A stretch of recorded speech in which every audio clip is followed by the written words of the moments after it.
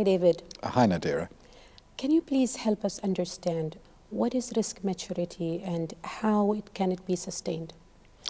Risk maturity refers to the degree of our capability in managing risk effectively. So maturity is you have a child, it becomes a teenager, becomes a young adult, becomes an older person, and during that period they are maturing. They're getting older, but they're also getting wiser, and they're getting more able, more competent. And the same is true in risk management maturity, that we're getting older because we're doing it for longer and longer, but hopefully we're also getting wiser in making good choices and good decisions, and we're getting more able and more competent to do it better as we go along. We're learning from our experience. So a risk mature organisation, or an organisation with a mature risk management capability, is one that is able to manage risk more effectively than one which is less mature. So how do we measure risk management maturity? There are different models, different frameworks available in the industry that have been developed. I developed a model in the early 1990s, actually. It was the first risk management maturity model that had been seen. And it was based on the idea that there are 4 contributors to the ability to manage risk effectively. The first, and perhaps the most important, is culture. What we believe, what are our values about risk management? How do we implement or execute or work out those values in practice? So culture is the shared values and beliefs of a group or organisation about something. And risk culture is the shared values and beliefs of an organisation about risk. And having a mature risk culture is about understanding that risk has value, that management of risk is important, that it contributes to our success, it's a core activity, it's not something optional that should be added on as a last thing. Yes. An immature risk culture says it doesn't really matter, we'll deal with things when they come up, we can cope, we're an organisation that's professional and so on, we don't need risk management. That's an immature risk culture. So the first contributor to an effective ability to manage risk is the way that we think about it. That's the risk culture. The second thing which contributes to managing risk effectively is process. Clearly, we need to have processes which are efficient and which are effective, which work in practice. And organisations which are risk mature will have well-developed processes which are adaptive to different situations, which work in different settings, which work across the organisation from projects and operations through functions and departments right the way up to the top strategic forums of the organisation. An immature risk organisation will have either no risk processes at all or processes which are just copied from a book and they don't really work in practice. So we can look at the processes, the way that we do risk management in practice. So we've got the way we think about risk in culture, we've got the processes which support our implementation of risk, culture and processes. The third contributor to risk management capability is experience. We need to have good people who know what they're doing, who have the skills and the knowledge and the understanding to actually implement the processes in order to manage risk effectively. And so that means having people with risk management credentials, people having risk management understanding, risk management training. It also means having a learning organisation where we're consistently improving the way that we learn from our previous experience and manage risk throughout the organisation. So we've got the way we think about risk, the processes that support us in managing risk, and then the people who actually do risk management. And then the fourth contributor to risk maturity, in addition to culture, process and experience, is the application.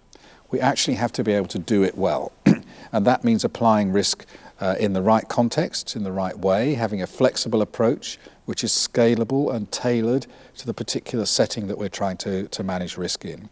It's about understanding that risk management is not just for technical settings or for projects or for operations, but it's applied right across the business. We're using risk information to make risk-based decisions. We're actually applying risk management to help us manage the uncertainties that matter. So the four contributors to risk maturity, culture, the way we think, process, the way we support risk management, experience, the people who are doing it, and application, actually using it in practice, are how we build maturity in an organisation. Now, it's important to be risk mature to have all of those four things equally operational, an equal emphasis on all of those four things. Sometimes you find organisations which have two or three but missing one or two. So, for example, you might have an organisation which has strong processes and which has good people, but the culture is not supportive of risk management. People don't really believe in it, and so we don't apply it. Or you might have good people who are trying very hard to apply risk management within a supportive culture, but the processes are weak. And so the processes don't support them, and they can't do effective risk management because they don't have good processes. So you can see how all four things together are needed to support risk management maturity and to build that effective capability. So the first thing is to build maturity, to grow in our ability to understand and manage risk effectively. But then you used an interesting question, an interesting word in your question, which is how can that be sustained? It is important that we maintain our maturity. The world is changing. We have a lot of volatility in the environment in which we're executing our businesses. There's more competition, there's more regulation, there's more globalization, there's changes in the political environment. All sorts of things around our organizations are changing. And so if we have a level of maturity which allows us to manage risk effectively today, and we stick at that particular level of maturity, and if the outside environment changes, then we'll find that our existing level of maturity is not good enough. So you have to sustain it. You have to keep developing, keep working at your ability to manage risk. And that means that we need to keep building our risk management culture, reinforcing the culture, making sure that everybody in the organisation, from senior management right the way through to the workforce, has that shared understanding of the value of risk, of why it's important, of why we need to do it. So sustain and reinforce the culture. Processes need to be updated. Processes get out of date, they're no longer applicable, maybe there's too much bureaucracy, perhaps we can sharpen the process, streamline it. So processes need to be reviewed and refined as time goes on. Experience needs to be sustained.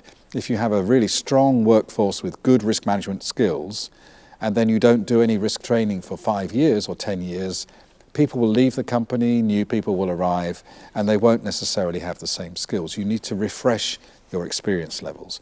And application always needs to be have attention paid to that, so that we're making sure we apply risk management in all of those areas where it can bring benefit.